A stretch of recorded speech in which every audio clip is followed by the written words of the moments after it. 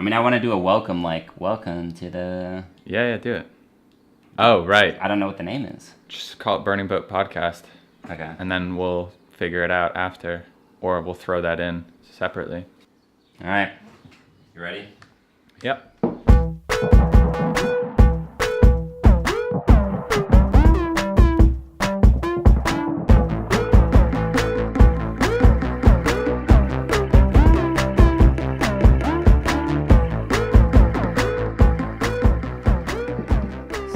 Welcome to the Burning Boat Podcast, episode number 1.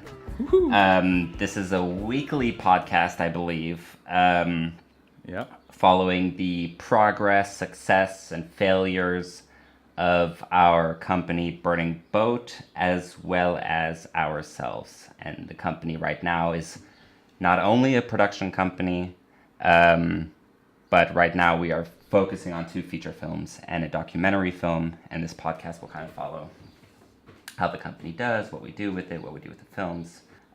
So yeah, this is the start. I don't know where the best place to start is, but maybe introducing both of us. So I'm Taylor, founder of Burning Boat, and this is my assistant, Mads. I'm from Denmark. I've just been hired recently to do some editing on the side. No, me and Mads started this company. I honestly don't know when the official start is or was. I think it would have been the day that we finished shooting the bit for my feature-length film, and we kind of decided that we should do more than just work occasionally together. Well, let's take it back to the beginning then. Maybe let's take it back. How far back do you want to take it? I mean, start with your film, because I think that's kind of where it all started. Well, I mean, we went to school together. Right. So that's kind of the furthest back we can go. High school. We went to high school together. But we weren't, my mom was just asking me about this, and I would say we were friends. We talked to each other. We knew each other. We played volleyball together. But we weren't, good friends, right? I'd come over to your house, once or twice, maybe. Yeah, we had, a movie marathon We did a 24-hour movie marathon. We took film class together, so we knew each other in that sense. But we weren't close friends. So when I was making a feature-length film, and I had seen, I think on probably LinkedIn or something weird, because I never visit LinkedIn, but I noticed that you were an editor or a freelance editor of some kind. So I was like, okay, he's still in film, so I'm gonna kind of just message you and see if you'd be interested in helping me out with my film. I don't really know why, to be honest. I think I liked the idea of working with people who I knew. Right, because you had crowdfunded your first feature film. Yeah, I crowdfunded the first portion of the feature film I'm making, which was 50,000 which was actually a documentary at the time. 45,000. 45, okay. And we ended up raising 47,000 overall to make a documentary about anxiety and depression, specifically following my brother's story in his battle with that. Right. And so I wanted it to be a team of people who I felt like I could either get to know really quickly, so someone who was either in the same situation as me, or even better, someone who I already knew, or who had the same background. So I reached out to you. I sent you an email, I think. So bizarre. Just kind of briefly explaining it, and you said, well, I think first you emailed me on LinkedIn or something. I didn't see it, in January or something. I didn't see it, and then my mom talked to me or something, was like, Mads is trying to get a hold of you. Right, and then somehow... I think I might have messaged your mom then as well. Right. I was really eager for some reason. And then I got that email, hey, come fly out to London and Germany and help me with my feature film. And I was like, fuck yeah, dude. I mean, it was perfect timing. I did quit my job and everything, but at the same time, I was ready to quit my job. You were ready to do it. It was, but honestly, I like saying that you were that excited about it that you just quit your job on the spot because of my project. Yeah. But it's maybe not. I mean, in a sense, I did, yeah. There was a couple weeks left, but I was so happy to leave. Right. And then we worked on your film, which used to be called Awaken the Giant Within. Yeah. Which is now called... Our Deepest Fear. Right. And that's an ongoing project, something that I've been working on now for a year and a half. And it's actually exactly a year ago that we finished shooting the segment of the film that we're talking about. And that was very much something where I wasn't exactly sure what I was doing with it, but I knew that that was a good first step in terms of making a film about something like anxiety and depression. I felt like taking my brother and removing him from his everyday situation, which was becoming such a negative downward spiral, and taking him out and doing stuff out in nature together with a group of people who were just really passionate about what they were doing, was something that I thought might be really cool to capture on film. So I got together a crew and we did a crowdfunding thing to try and raise some money for it, raise some awareness. And I mean, I felt like I had this perfect plan at the time, but now I feel like I can't really explain where exactly I thought I was going, because it keeps changing now. It's hard to remember what the original concept was. Yeah, exactly. Yeah. Especially the longer time goes on, right? The longer you're writing it, it's like, well, what was I thinking? What was my intention 2 years ago with this small detail? Yeah, exactly. Yeah. Exactly. And I wrote something last week on this because I'm still writing the script. For people who don't know, I started writing the script and had, part of it scripted, or part of it was like there, and then I just went out and filmed it. But I'm still writing it, and it's not even close to being done. So it's a weird project. So what it was, your film, we shot for 7 days. Yeah. Right? We traveled like in a van, drove to all these different locations, and basically got one out of, five part out of what is going to be, 5 parts of the final film. Yeah. Is that correct? I mean, yeah. Or it might be more, it might be less, but... It's a little bit less now, actually, but you wouldn't know that because that's a recent thing. It's basically there's 5 parts, and what we filmed is like half of one of those parts. Okay. It's an important half, though, so it doesn't really make sense to say that, okay, we only filmed 1/10 of the film. It's probably a little more than that in terms of importance. Yes.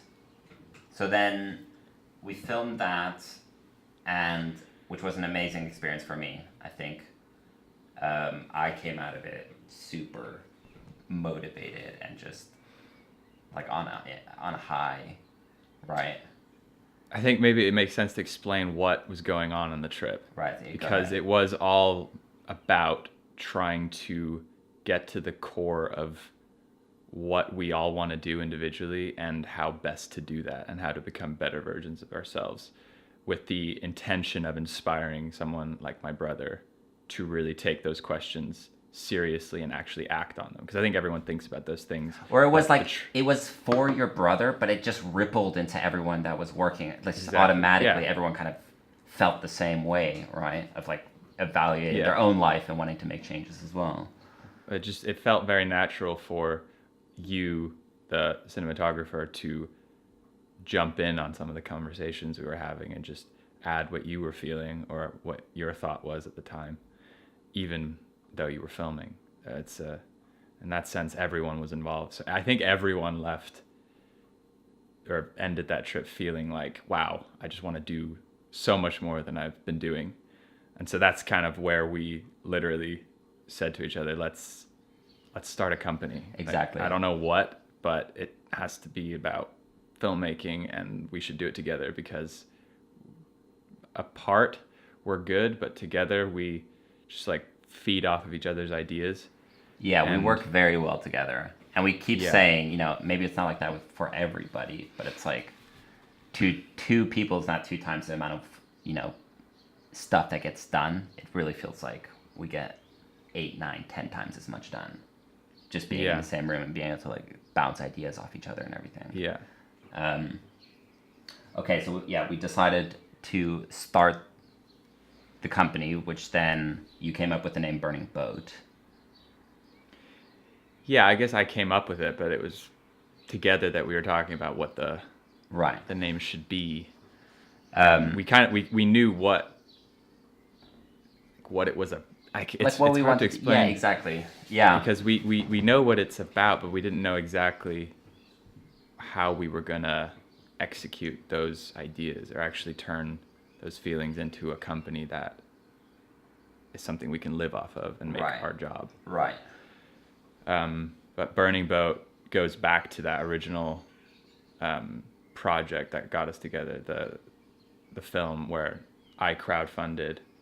And yeah, okay, so this probably needs a little bit of explaining. I made a video about it, but basically I set a crowdfunding goal of 45,000 euros, which was, you had the option to pick either a fixed funding or a flexible funding goal using, I think we used Indiegogo, a crowdfunding page where you can like put up a project. So the flexible funding means that you say 45,000, but if you only make 10,000 by the end of your campaign, you get to keep that money, and you just go away with less than what you asked for, but at least you have something.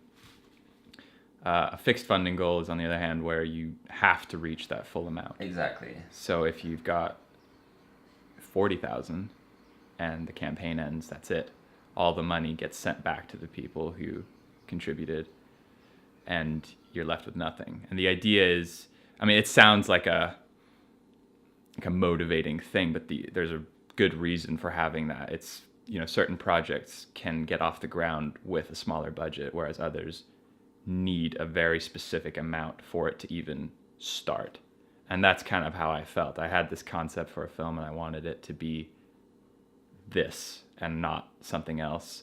And so I had this very specific budget calculated that would allow us to have the right equipment and be able to go to the right locations and have the right crew. And so with anything less than that, I felt like I might as well just have changed the film completely and done something else. So I set it for fixed funding.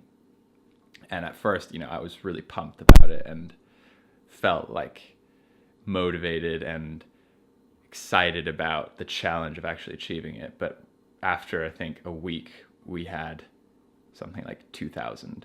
We'd raised 2,000 out of the 45,000. And it was a 4-week campaign. And I was just like, what have I done? Why did I, like, was I stupid to do that? And I just started questioning everything that I had done. So, I mean, that's where the name comes from, Burning Boat, because I was I forced myself to have to achieve that goal, because if I didn't get any of the money, I wouldn't be able to make the film. I wouldn't be able to help out my brother. I wouldn't be able to start what I was so passionate about.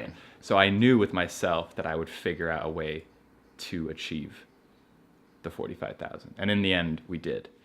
On the last day, we ended up getting the full amount. And there's so many things that happened along the way. We changed the campaign plan. We reached different audiences. We talked on the radio. We spread awareness. We sent out wristbands to promote the project, and we engaged with the community. But every day we had to think of what else to do. Like, what can we do? Because there just wasn't a way to back down. Crazy. And that whole philosophy has kind of fueled a lot of the other projects that we've now worked on. So it felt natural to call the company that, because I think both of us. Well, just explain the philosophy a little. The way to go. Just quickly. Why don't you? Well, so the Burning Boat idea is that, I don't know if it was Cortez or some. Yeah, I think it was. Had brought a bunch of ships with, you know, his men to take over an island.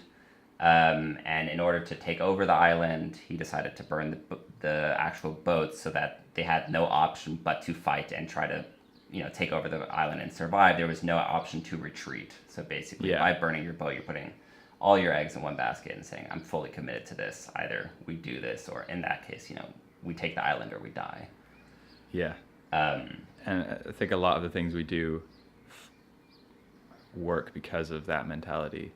Right, and I think we've been good about it. Like, if I do look back, like, in a lot of cases, it has been really, like, all in. Yeah. With no safety net, which is probably not always the best thing, but, you know. I think there's a distinction.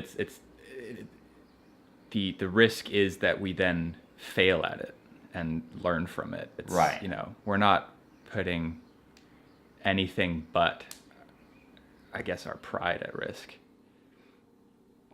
You know, we're saying, let's start a podcast, for example. Yes. And we have to upload whatever we film, even if it's bad. Yeah. And in that sense, we're burning our boats and not allowing ourselves to use the option of, we just won't upload it because it wasn't that interesting. Right. We're forced Okay. to learn from it, even if we upload it. Yes. Yes. So I don't think it's so much a reckless thing as it is a way that we commit to things. I like keep each other accountable to it. Yes, I like the failing part because I just watched Jim and Andy again yesterday on the plane. For the second time now, and he brings it up. That just explain what that is real quick. Jim and Andy, a documentary on Netflix about Jim Carrey's performance for Man on the Moon, where he portrayed Andy Kaufman, and he kind of lost himself in that role.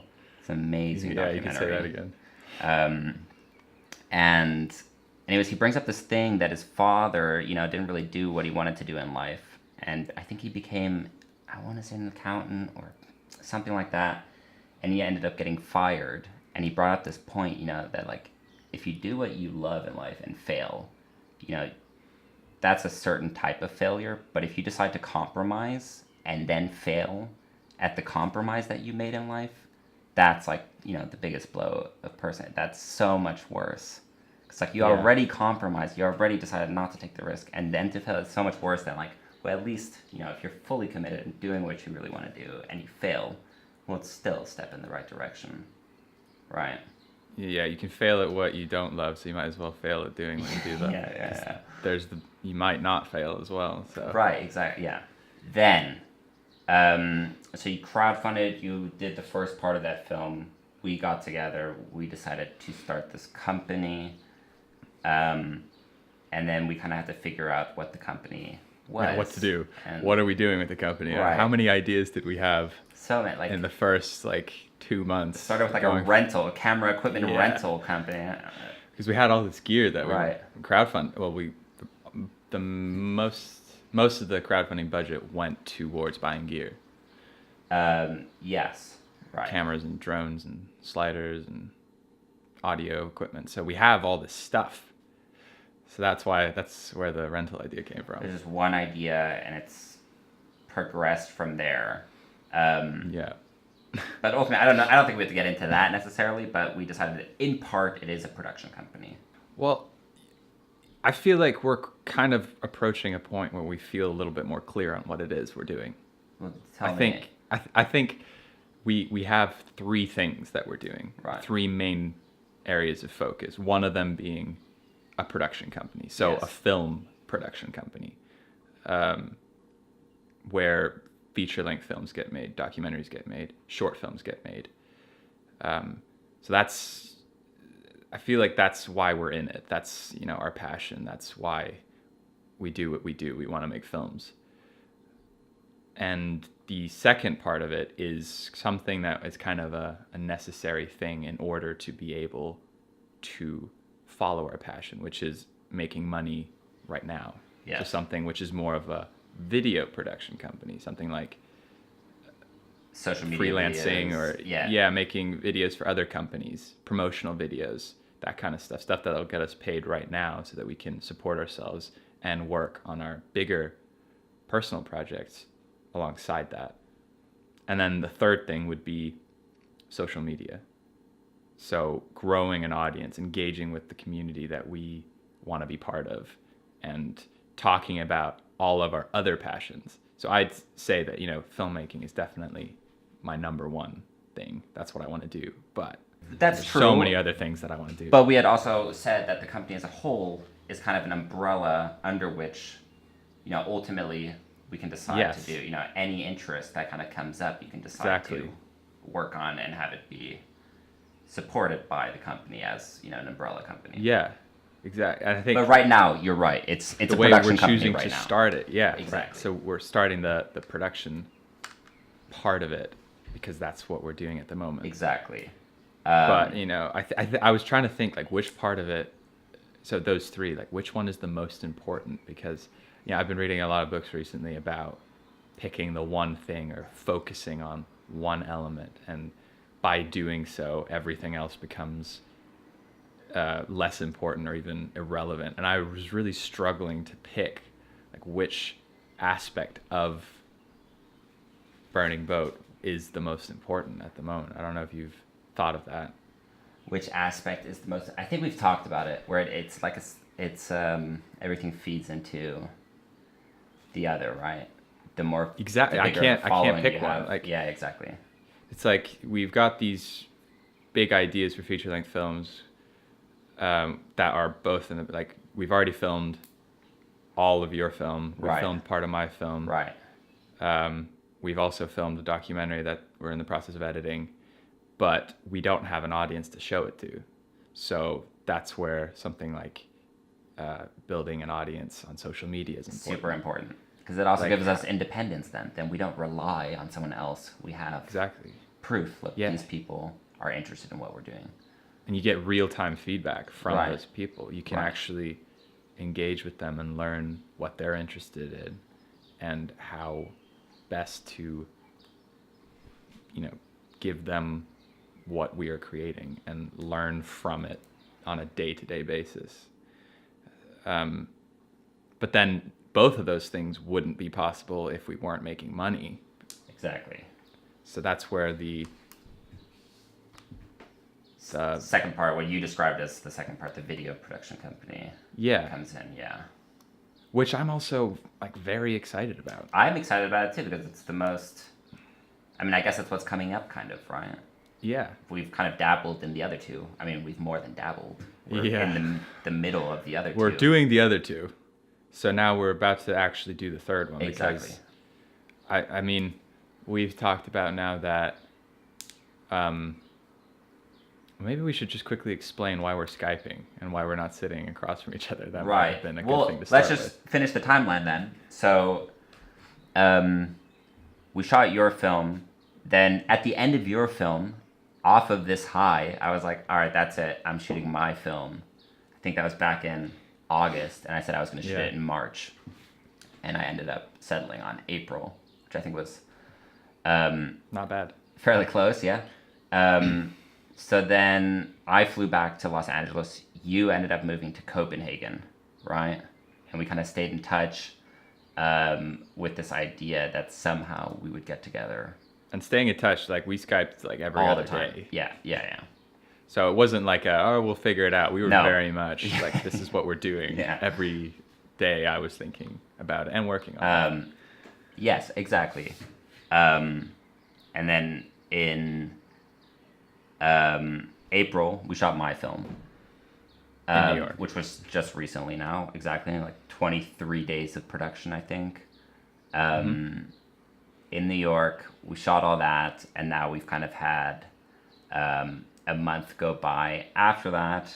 And I've always had it in the back of my head that now I was going to move to Copenhagen, and now that's finally becoming a reality. I just flew from Missouri to Germany, so that's me in Europe, and then in 2 weeks I'll be making the flight to Copenhagen. Yeah. So And we'll then- finally actually be in the same place. Exactly. So that we can execute the second part of our plan. Right. Which is how we're going to make money Exactly. to be able to do the other things we want to do. And that's kind of where So we it's are an right exciting now. time. Yes. And that's what I guess we kind of wanted to talk about in this podcast a little bit in terms of like where are things going in Denmark, because I kind of feel like I'm going to land and we're kind of going to hit the ground running. Just start right away. Well, that's kind of what we're doing at the moment. Right. We're starting up a blog, starting up a podcast, rebuilding our website, starting a YouTube channel. We're getting things Got social media. prepared. Yeah. So that when you get here, we can actually start working and not Right. have to spend too much time getting to the point where we're ready. 'Cause Exactly. We've had enough time, I feel. Exactly. And so you mentioned the podcast, which we're doing right now. Yes. Quite spontaneous, like you had said. Yeah, very spontaneous. Just do it, and We we'll decided, post it. like 2 days ago to do it today. Yeah, and then I had a whole. I mean, I just flew in from Missouri, barely slept, jet lagging, but you still said no, let's do it, and I think it was a good idea. Just get it out there. Yeah. But what's the like? What We don't have a name. Yeah, what's the name? What's the name? I mean, do you think it's accurate what I said at the beginning? I think that's something I've always been very excited about, the idea of documenting real time how a business grows or how business gets started even, and then how you grow it and how you continue to be excited about being part of it.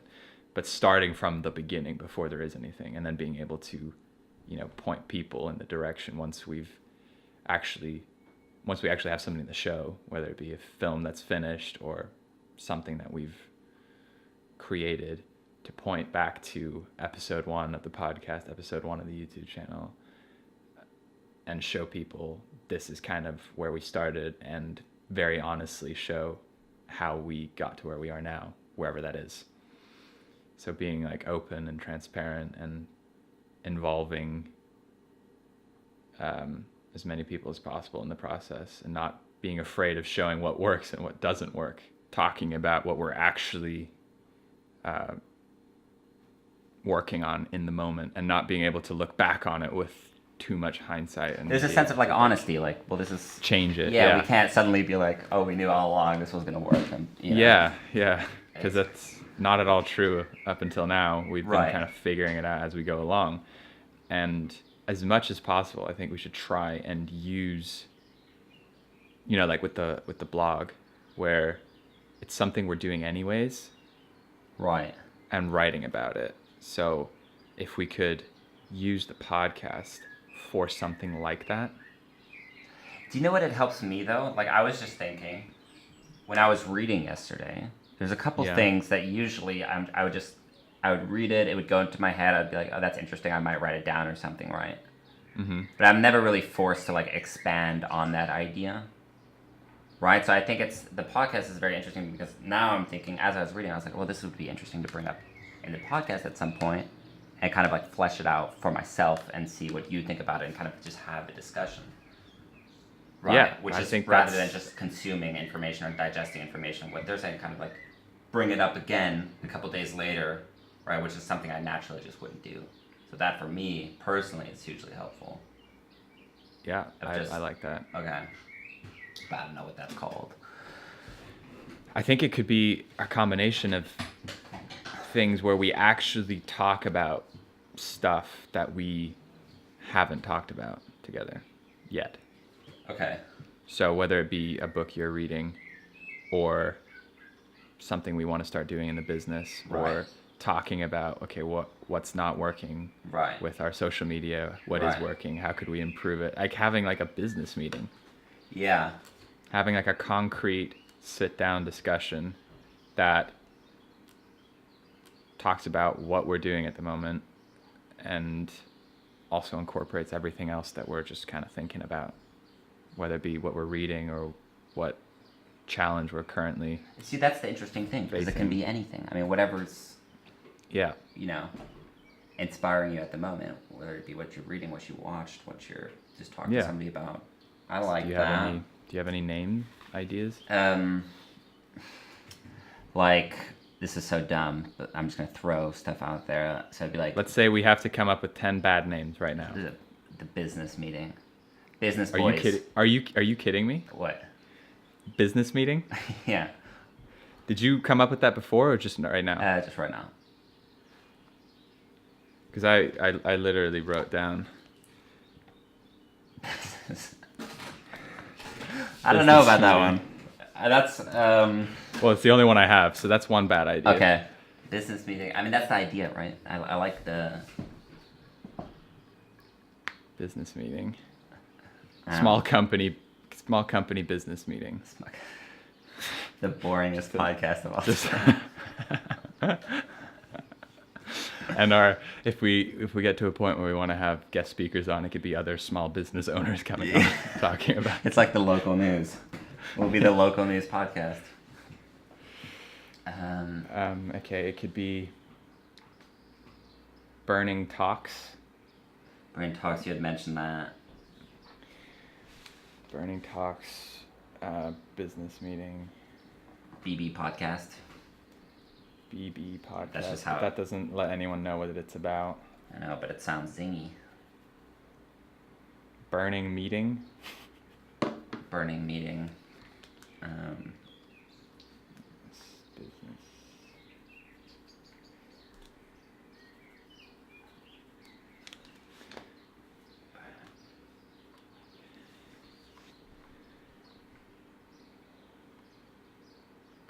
Something like burnt up, burnt talk. Burnout. Burnout. Not burnout. That gets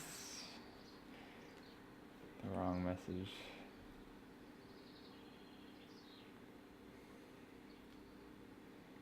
Burnt up. Yeah, I mean, I guess there's two ways you could go. You could go something that's, sounds cool, but doesn't necessarily try to convey what the podcast is roughly about. Right. Or you go with something that's a little bit more bland, but it gets the point across that. Right. This well, is at this what point, it's kind of going to be. then it's right. We kind of talked like, oh, if it's separate from the company and everything, it should be its own thing. But it sounds like it's very close to the company. Right. Well, I feel like it could be. So it might as well be, the Burning Boat podcast or Burning Boat, business meeting. Burning Boat business. Burning Boat, a business meeting with two business boys. Burning Boat. Why not just Burning Boat business? Burning Boat business. Just like it's Triple kind of B. more of the behind the Burning scenes Boat of business. what we're doing in terms of building the company. Not so much like the film part of it, the art part of it, or it's more of like a concrete thing. I like that. Burning Boat business. Podcast. All right. Let's do that then. Episode 1.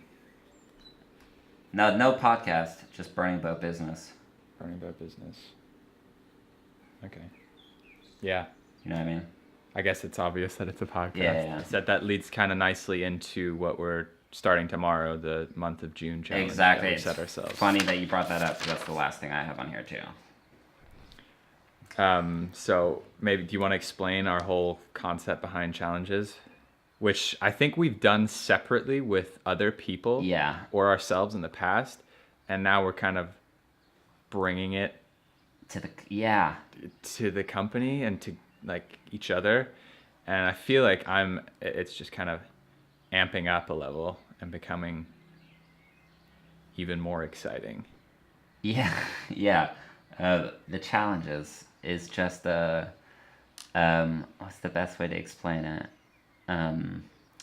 Basically, you set a challenge. Let's say you're going to work out 5 times a week, right? And there's a consequence. And so let's say we do a bet saying, okay, we're going to work out 5 times a week.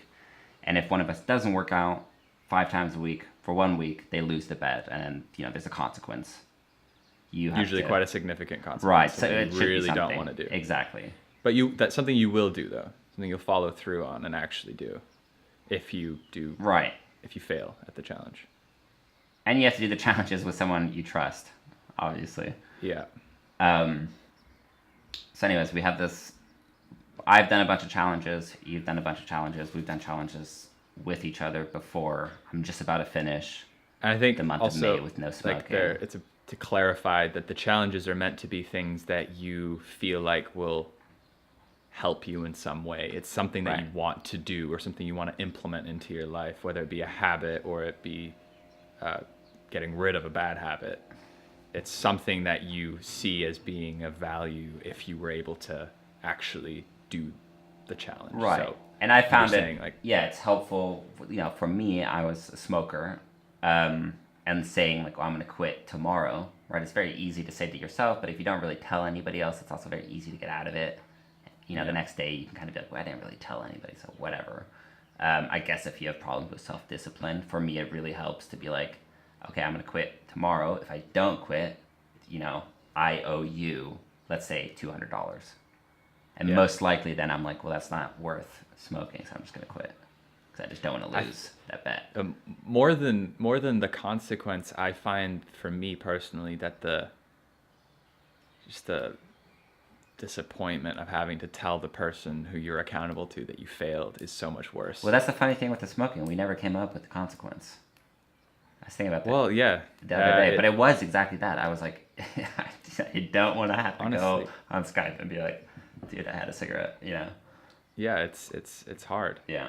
But in a good way. Right. So having an accountability partner is a big part of Maybe that's what you can call it, yeah.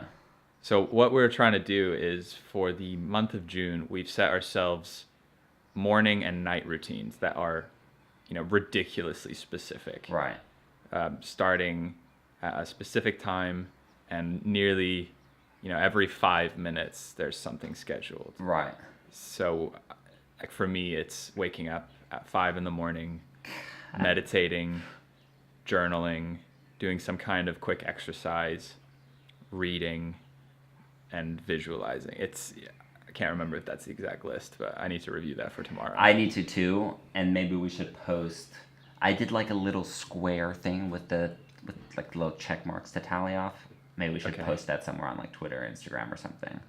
That's a good idea. Just so that people can see both of them. Yeah. So the challenge is to actually follow through and do those morning and night routines every single day for the month of June to really get us prepared for an intense period of time when you fly in and we're actually starting this thing for real. Right.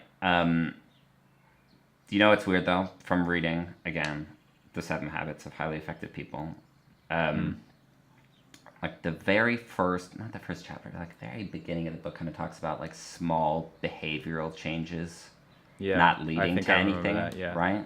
You have to make more of these like, to have like a quantum leap of change within yourself, you have to kind of change how you perceive the world rather than your behavior. So slowly I'm feeling like this is the wrong approach, but I'm still interested to see kind of where it leads. But I'm very like, I don't know, reading it kind of made sense to me, and I was like... So what does it... Explain it real quick. What does it say? What? Maybe save it. The idea is that you need to change your perspective. So he's still talking about it at the moment, but one example was that a father and his 2 kids came onto a subway, and the kids were being really rowdy and running around the subway and kind of like grabbing papers out of people's hands and stuff. I remember this, yeah. Right, and then, the guy who wrote the book, Stephen R. Covey, told the man, oh, can you contain your kids, please? Because he saw that he himself was getting frustrated with the man not containing his kids, and everyone on the subway was getting frustrated with the kids. And then the man said, oh, I'm so sorry, I didn't notice that the kid's mother just died today. And to him, it was this like a paradigm shift in how he viewed that man and his kids in that moment. All of a sudden, he understood and was like, oh my God, I'm so sorry. Like, what can I do to help? Right? And so rather than, I still need to see what he says, but I feel like the point is rather than trying to change your behavior and say, I'm now going to be nice to everybody, that being my behavior, everybody I'm going to try to be positive and nice to. You should try to change how you are actually viewing people, right? That you're being more open and being more perceptive and thinking. I think that's, I totally agree. Where I'm going with that? I think that's what we learned from the first time we tried this, which without going through too long, we made the exact same challenge a year ago. Right. And we both really struggled to do it. Right. For various reasons. And that's it ended up being, the thing that was wrong with it was that it was just this list of things we had to tick off. A list of behaviors. Less about the benefit of doing it than it did about, oh, I have to remember to read for an hour today and I have to scramble to randomly read something. Right. And I think that's, for me, shifted massively. Right. And I have done all of those habits here and there for the past year, and I know what the benefit is. And so now I've picked the ones that work for me, and I want to just make sure that I'm doing them every day. Yes. Because I know how valuable they are to me. See, for me, it has... Before, I didn't quite know, and I was just doing it because I had an idea about what a successful person does, and like, these are the things you should do. Now I know what works for me and what doesn't. So I'm very excited about it this time around, and I feel like there has been... See, and that's where my fear comes from. I don't think I'm quite there yet. And Well, maybe we should real quick talk about it after this. Yeah. I think that's a good place to cap it off. Yeah. I guess we'll be back When are we gonna post these? I mean, I guess we'll find out. Let's do every Tuesday. Okay, every Tuesday. Okay. So we'll be back next Tuesday. All right. Bye.